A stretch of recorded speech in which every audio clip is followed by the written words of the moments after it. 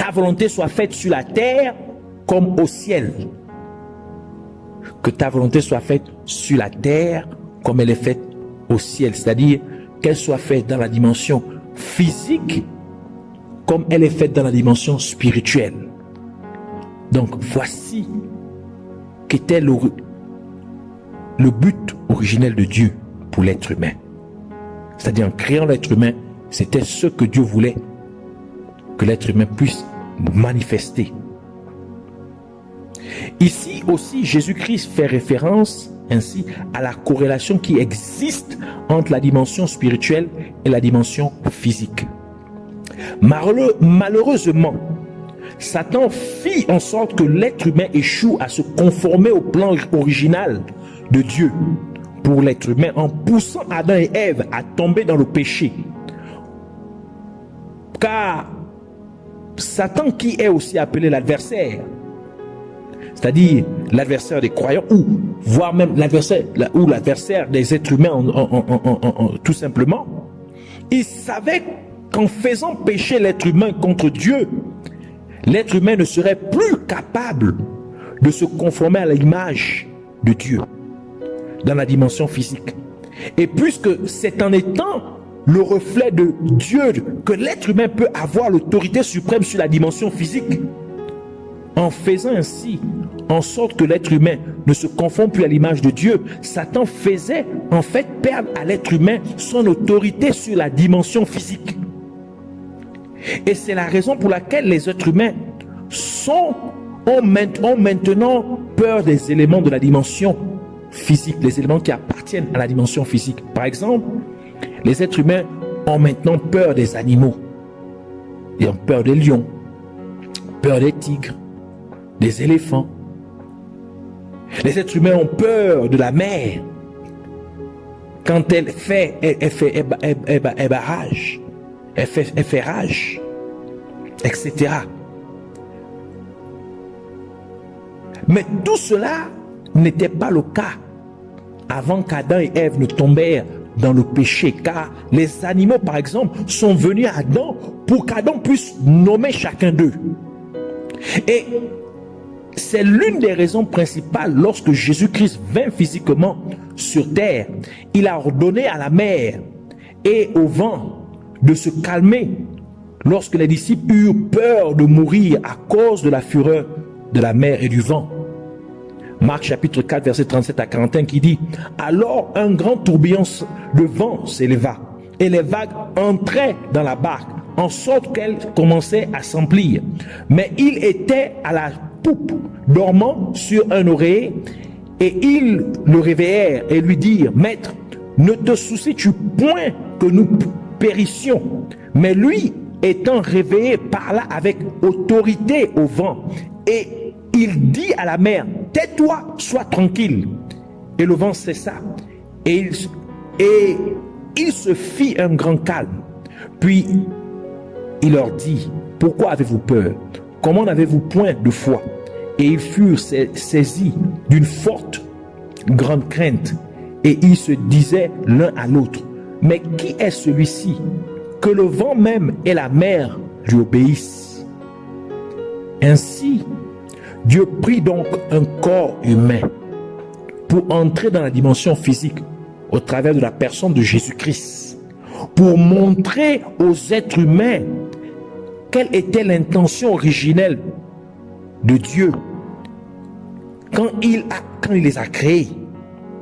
Ce qui était de refléter l'autorité, son autorité suprême dans la dimension physique.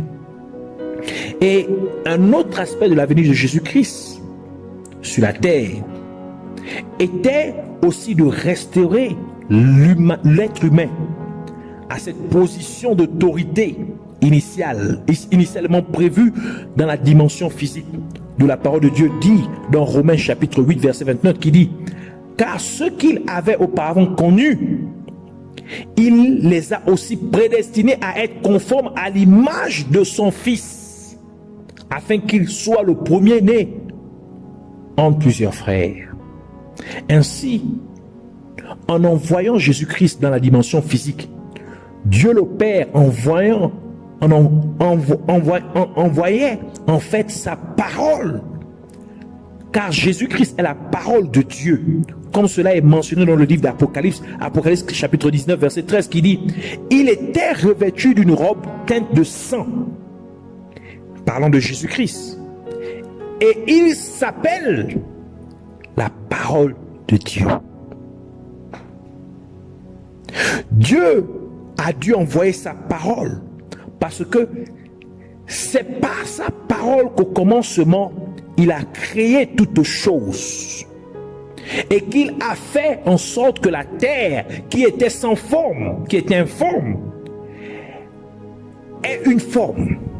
Et parce que l'être humain a été déformé à cause du péché, par conséquent, Dieu a dû rendre à l'être humain sa forme originale prévue et bien plus encore.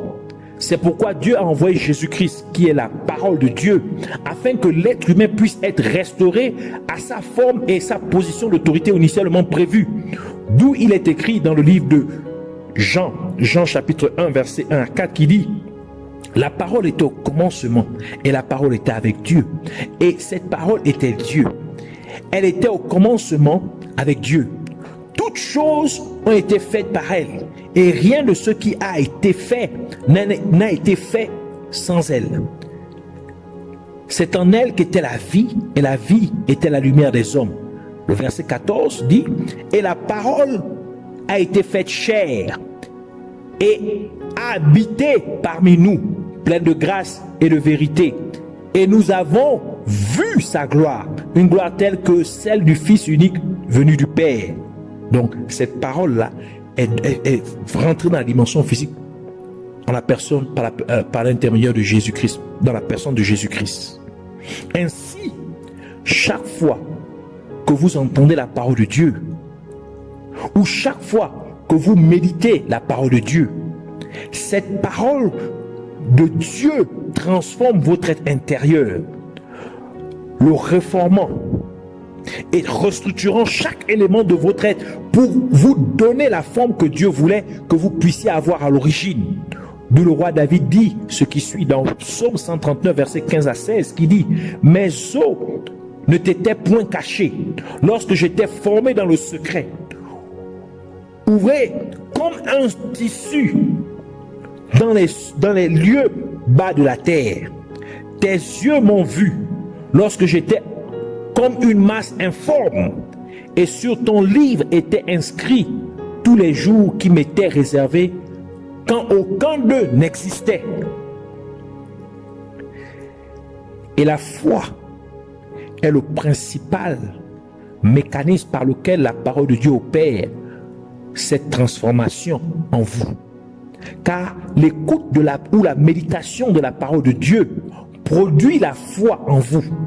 Comme indiqué dans le livre de Romains chapitre 10, verset 17, qui dit « La foi vient de ce qu'on entend, et ce qu'on entend vient de la parole de Dieu. » Car la foi est en fait ce qui fait que le parallélisme ou la corrélation entre la dimension spirituelle et la dimension physique puisse avoir lieu.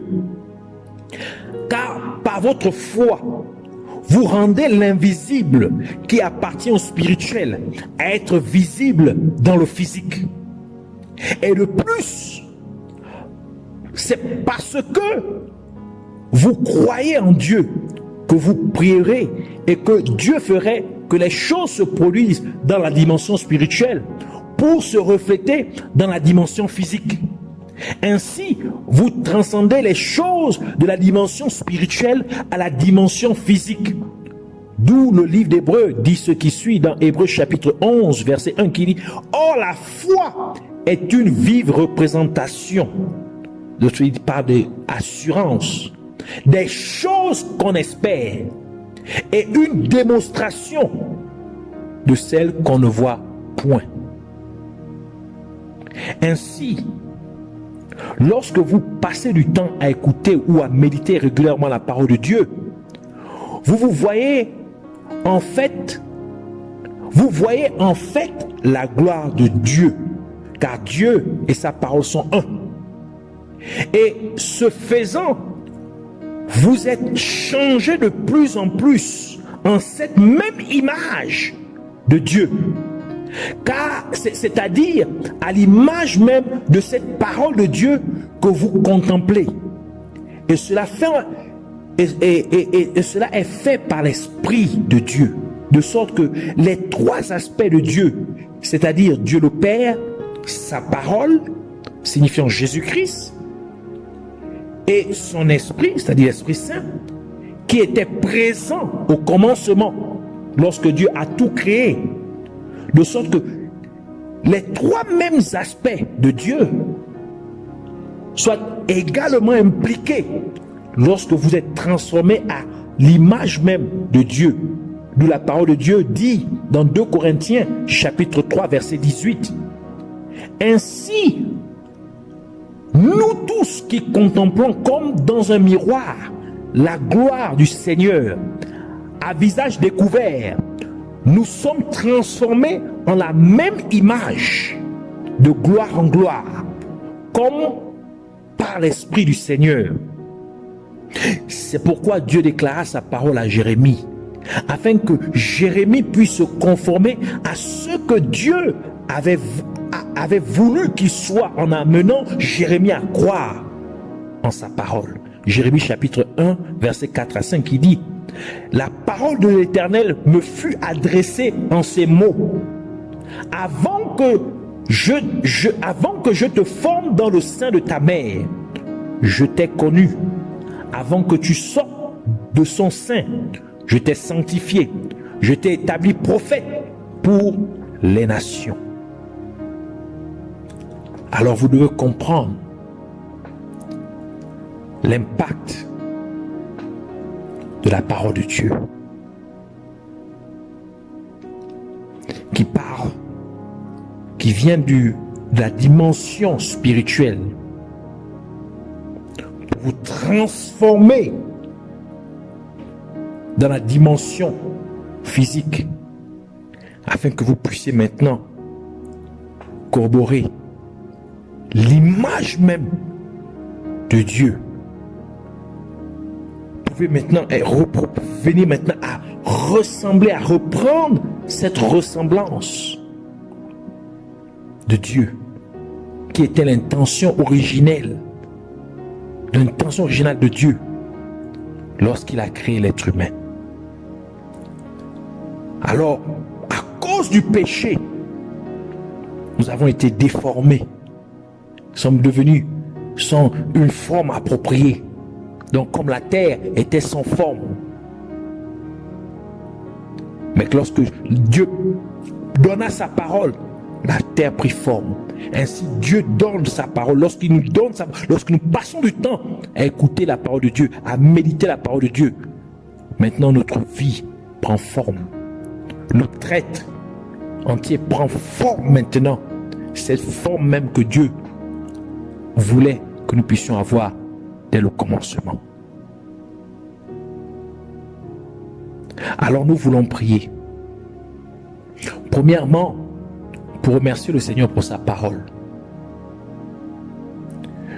Nous voulons aussi prier pour demander à Dieu, au nom de Jésus-Christ, de faire en sorte que chaque être humain comprenne cette vérité essentielle et par conséquent s'efforce d'être rétabli dans la position d'autorité prévue à l'origine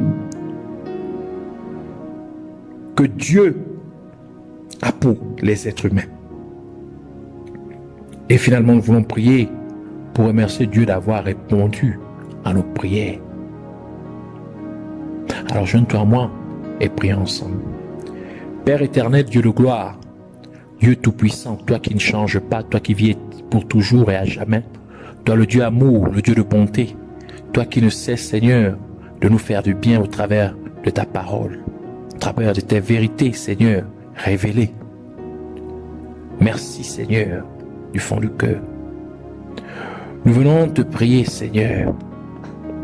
Ô Dieu de gloire, aie compassion de l'être humain, d'avoir failli, Seigneur, à demeurer, Seigneur, dans cette conformité de ton image même, de ta ressemblance même, Oui, nous avons failli à cela en tombant dans le péché. Aie compassion de nous au nom de Jésus-Christ. C'est bien pour cela que tu es venu.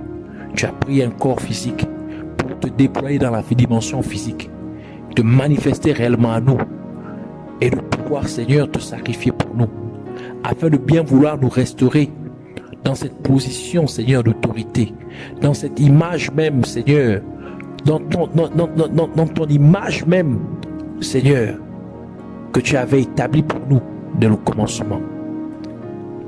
Seigneur, nous te prions. Amène chaque être humain, Seigneur, à comprendre cette vérité, Seigneur, essentielle, afin que chaque être humain puisse maintenant désirer, Seigneur, d'un désir brûlant, ardent, à rentrer dans cette image originelle que tu avais établie pour chacun d'entre nous. En acceptant, Seigneur, le sacrifice que tu as accompli à la croix, en versant ton sang, en mourant pour nous, que chaque être humain puisse venir à croire à cela, et que par cela, Seigneur, tu puisses nous redonner cette image, car tu as dit à ceux qui l'ont reçu, en parlant de Jésus-Christ, qui est la parole de Dieu, à ceux qui l'ont reçu, à ceux qui ont cru en son nom, la parole de Dieu. Et lui a donné, c'est-à-dire cette parole lui a donné la capacité, le pouvoir de devenir enfant de Dieu. Or, un enfant est le reflet de son père, de ses parents. Ainsi, en devenant enfant de Dieu, nous reprenons, Seigneur, ce reflet au nom de Jésus-Christ. Seigneur, nous te prions, laisse qu'il en soit ainsi. Laisse qu'il en soit ainsi. Que chaque être humain, Seigneur, puisse maintenant rentrer dans sa vraie position d'autorité, en reflétant ton autorité suprême sur la terre, au nom de Jésus-Christ, afin qu'aucune force des ténèbres ne puisse encore, Seigneur, avoir le dessus sur la dimension physique, au nom de Jésus. Que nous puissions avoir la domination, que nous puissions neutraliser, Seigneur, toutes les manigances et les complots, Seigneur, des forces des ténèbres, qui sont établis pour pouvoir exterminer, Seigneur, l'ouvrage de tes mains, ce que tu as fait dans la dimension physique, et l'être humain même, qui est le grand enjeu de ce combat. Seigneur, au nom de Jésus-Christ, que nous puissions, Seigneur, en passant du temps plus en plus dans ta parole, à chaque moment, que nous serons changés dans cette image même pour refléter ta gloire. Cette même image qu'est ta parole, qu'elle puisse nous restructurer, qu'elle puisse nous redonner la forme, Seigneur, que tu avais prévu pour nous d'avoir au commencement. De même manière que la terre était, Seigneur, sans forme. Mais au travers de ta parole, Seigneur, elle a pris forme. Que tu puisses aussi nous redonner, donner forme aussi, donner forme à nos vies. Il y a tellement de vies, Seigneur, qui sont informes, qui sont déformées. Beaucoup, Seigneur, se voient accrochés aux drogues, à l'alcool, à la débauche, au sexe, à la délinquance, à la violence. Tant de vies, Seigneur, déformées. Or, Seigneur, nous n'étions pas appelés à cela. Que ces vies maintenant, Seigneur, reprennent forme au nom de Jésus-Christ. Qu'elles retrouvent leur forme originale au nom de Jésus-Christ. Que celle dont la vie a été déformée par les maladies, des cancers, des maladies incurables, qu'elles reprennent forme maintenant au nom de Jésus, que ces maladies puissent s'évaporer totalement, Seigneur, de ces corps au nom de Jésus-Christ. Que ces vies qui ont été déformées par les malédictions, que, Seigneur, elles reprennent forme et que ces malédictions, Seigneur, soient complètement abolies, annulées au nom de Jésus-Christ. Seigneur, nous te faisons confiance et nous te disons merci. Merci de nous avoir encore écoutés et de nous avoir exaucés. Que la gloire, l'honneur et la majesté te soient rendus au nom de Jésus-Christ. Nous avons ainsi prié. Amen.